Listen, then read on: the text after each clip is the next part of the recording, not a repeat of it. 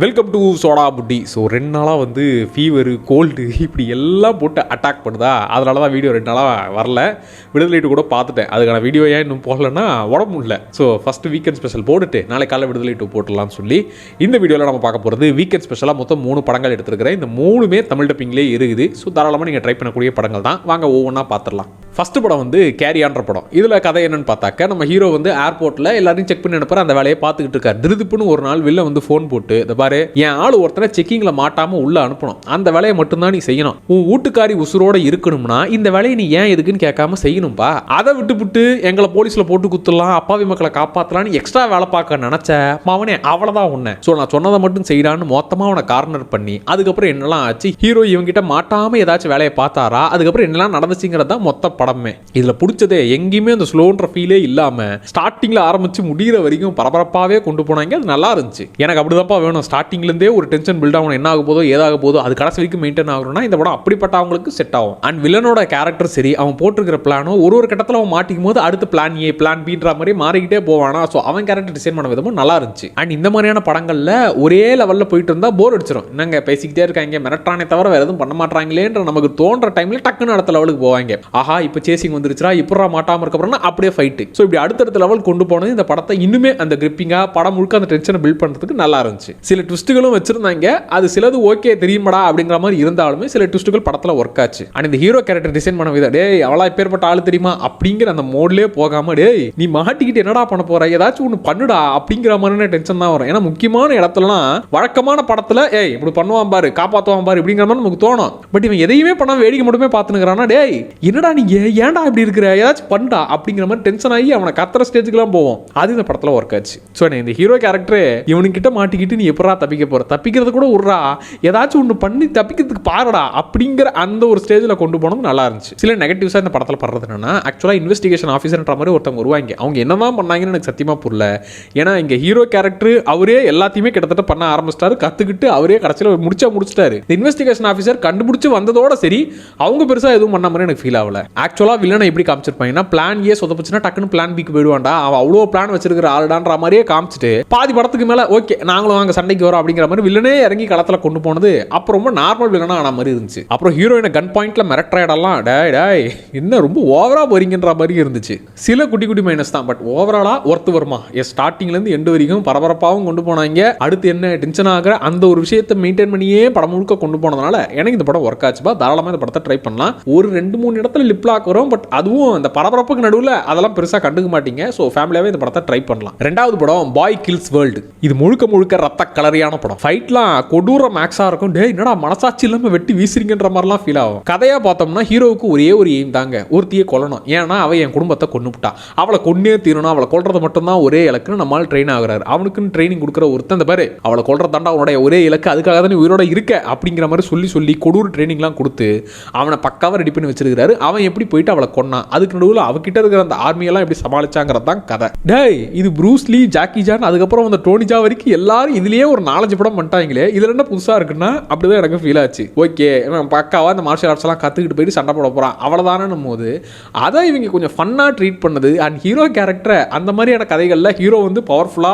சாதிக்கிறது மட்டும்தான், வெட்டி வீசுறது மட்டும்தான் இலக்கோட இருப்பான்ல, இவன் அதையே திரும்பி சொல்லும் போது டம்மி பாவா, இவன் சண்டை போறதெல்லாம் கில்லியா தான் இருக்கான், ஆனா இவன் பேசுறது பிளான் போறதெல்லாம் ரொம்ப குழந்தை பிள்ளைத்தனமா இருக்குன்ற மாதிரியே கிட்டத்தட்ட ஒரு முட்டாள் ஹீரோ மாதிரி தான் இவரை பார்க்கும்போது தோணும். அண்ட் முக்கியமா இந்த ஹீரோ கேரக்டர் ஒரு முட்டா பீஸா டிசைன் பண்ணது. அவன் சண்டைன்னு வந்துட்டா 6-4 அடிப்பான்பா, அதுல டவுட்டே கிடையாது, வெட்டி வீசுற ஆளு தான். ஆனா பிளானிங்னு வந்துட்டா பிளானே இல்லாம நான் அவளை கொல்லணும், அவளை கொல்றது மட்டும்தான், அதுக்காக தான் நான் உருவம் எடுத்தேன், அதுக்காக தான் நான் உயிரோட இருக்கேன் இப்படிங்கிற மாதிரி பேசி ஒரு இடத்துல அவனை பார்த்தா சிரிப்பு தான் வரும். அண்ட் இந்த படத்தில் பிடிச்ச விஷயங்கள் எடுத்துக்கிட்டா ஃபைட் சீன்லாம் அதெல்லாம் ஆக்ஷன் பிரியர்களுக்கெல்லாம் வெறியர்களுக்கெல்லாம் ஏத்த படம் இது. ஏன்னா கிளைமேக்ஸ் ஃபைட்லாம் ஒரு மாதிரி டேய் உடம்புல இருக்கிற எல்லா பார்ட்ஸையும் வெட்டி வீசுறீங்க, கீறி விடுறீங்க, எப்பறம் இதுக்கப்புறம் திம்போட சண்டை போறீங்கன்ற மாதிரி தோன்ற அளவுக்கு வெட்டி வீசுவானுங்க. அண்ட் ஹீரோ கேரக்டர் முட்டாளா டிசைன் பண்ணது ஒரு மாதிரி ஃபன்னா இருந்துச்சு சொன்னல. வில்லி கேரக்டரை அவளை வச்சு விளையாடுற விஷயங்கள்லாம் அந்த கேரக்டர் டிசைன் பண்ண விதம் நல்லா இருந்துச்சு. அண்ட் அந்த கேரக்டரை வச்சு பெருசா ஒன்றும் இவங்க சொல்ல வரலனாலும் அந்த கேரக்டர் இப்போ என்ன மனநிலையில் இருக்குன்ற மாதிரி சொன்ன விதம் கொஞ்சம் நல்லா இருந்துச்சு. அண்ட் பொதுவாக ஆக்ஷன் படத்தில் என்ன ட்விஸ்ட் இருக்க போகுது அப்படின்னு நினைச்சிட்டு இருக்கும்போது தூக்கி வேறு போகிற மாதிரி ஒரு ட்விஸ்ட் எல்லாம் கொடுத்தாங்க பாருங்க,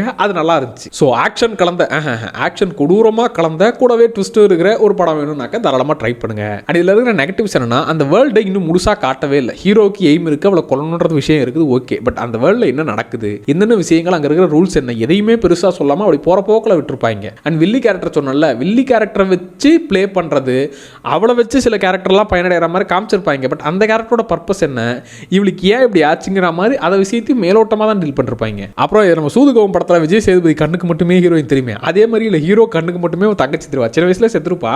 அந்த கேரக்டர் அவள் கண்ணில் தெரியாத மாதிரியே ஒரு விஷயத்தை கொண்டு போவாங்க. அது கொஞ்சம் ஜாலியாக இருந்துச்சு. அண்ட் வில்லி கேரக்டர் பற்றி இன்னுமே கொஞ்சம் நல்லா காட்டிருக்கலாமோன்னு தோணுச்சு. ஏன்னா ஹீரோ வந்து அவளை கொள்றதுன்ற மாதிரி சுற்றிக்கிட்டு இருப்பான். பட் அந்த கேரக்டர் இன்னும் கொஞ்சம் அவங்களுடைய அந்த சைடை கொஞ்சம் அவங்க எப்படிலாம் அப்படி ஆனாங்கன்ற மாதிரி காமிச்சிருக்கலாம். அண்ட் ஒரு ஸ்டேஜ் ஷோ மாதிரி நடத்தி அங்கே மொத்தமாக கொடூரமாக கொண்டுகிட்டு இருப்பாங்க. அந்த ஸ்டேஜ் ஷோக்கான காரணம் என்ன, எதுக்காக இப்படிலாம் பண்ணுறாங்க, அந்த ஸ்டேஜ் ஷோக்கு பின்னாடி ஏன் இவ்வளோ விஷயங்கள் நடக்குதுங்கிற மாதிரி முதல்ல வில்லி கேரக்டருக்காக வேலை செய்கிற சில பேர் இருப்பாங்க. சரி, யாருக்காக இவங்க இதெல்லாம் பண்ணுறாங்கன்ற மாதிரி இன்னும் அந்த விஷயங்களை டீட்டெயிலாக காமிச்சிருந்தாங்கன்னா இன்னுமே நல்லா இருந்திருக்கும். பட் நல்ல ஒரு ஆக்ஷன் படம், ஆக்ஷன் பிரியர்களுக்கு அண்ட் ஆக்ஷன் படம் விரும்பிகளுக்கு கட்டாயம் இந்த படம் செட் ஆகும்பா. அண்ட் இந்த படம் ஃபேமிலியெல்லாம் பார்க்க முடியாது. அந்த மாதிரி சீனுக்காக சொல்ல, ஆக்ஷன்லாம் கொடூரம் மேக்ஸாக இருக்கும். ஸோ அவ்வளோ கொடூரத்தில் குடும்பமாக உட்காந்து பார்ப்பனாக்க உங்கள் விருப்பம். மூணாவது படம் வந்து ஜீப்ரா படம். இது வந்து ஆக்சுவலான பெரிய எக்ஸ்பெக்டேஷன்லாம் இல்லை. லக்கி பாஸ்கர் மாதிரியே ஒரு படம் வந்திருக்குப்பா அப்படின்னு சொல்லவும், ஓ அந்த டைப்பில் ஒரு படமா அப்படிங்கிற மைண்ட் செட்டில் தான் இந்த படத்தை ட்ரை பண்ணுது. இதோட கதை என்னன்னா, ஹீரோ வந்து பேங்க்கில் வேலை பார்க்குற ஆள், ஹீரோயினும் அவங்கள மாதிரியே பேங்க்கில் வேலை பார்க்குற ஒருத்தவங்க தான். அவங்க ஒரு மிஸ்டேக்னால வேற ஒரு அக்கௌண்ட்டுக்கு காசு போட்டுடுறாங்க. ஸோ இப்போ அந்த காசை திரும்பி கொண்டு வரணும், அதுக்கு என்ன பண்ணுறது அப்படிங்கிற மாதிரி ஹீரோ வந்து ஒரு பிளானை போட்டு ஒரு வேலையை பார்க்க, இப்போ அந்த அக்கௌண்ட்லேருந்து காசை திரும்பி கொண்டு வர ஒரு வேலையை பார்க்குறாரு. ஸோ அதுக்கப்புறம் அவரே எதிர்பார்க்காம ஏகப்பட்ட பிரச்சனையில் மாட்டிக்கிறாரு. அதுலேருந்து மொத்தமாக இப்படி வெளியே வந்தாருங்கிறது தான் கதை. இதில் பிடிச்ச விஷயங்களே அவர் பிளான் போடுற விதம்லாம் சூப்பராக இருக்கும். ஸ்டார்டிங்கே அது அப்படியே நம்ம ஒரு 10 நிமிஷத்துலேயே படத்தோட கனெக்ட் ஆகணும்னு சொல்லுவோமே, அந்த மாதிரி மனுஷன் வந்து பேங்க்கில் இருக்கிற எல்லா விஷயமும் அவருக்கு அத்துப்படியா, பேங்க்கில் வேலை செய்கிறதுனால பேங்க்கில் இருக்கிற A to Z எல்லா விஷயமும் எல்லா தில்முழு வேலைகளும் இவருக்கு நல்லா தெளிவாக தெரியுங்கிறதுனால அதை வச்சு நமக்கு நிறைய விஷயங்கள் புதுசாக சொல்கிற மாதிரியும் இருக்கும். அவர் அதில் கேப் மாதிரித்தனம் பண்ணுறதும் கொஞ்சம் நல்லா இருக்குது பார்க்கறதுக்கு. நான் கூட ஃபஸ்ட்டு ஹீரோ பார்த்த வேலையை நினச்சி, ஓ கடைசி வரைக்கும் இதே ஸ்கேமை வச்சே கொண்டு போகிறாங்க போலன்னா நினச்சேன்.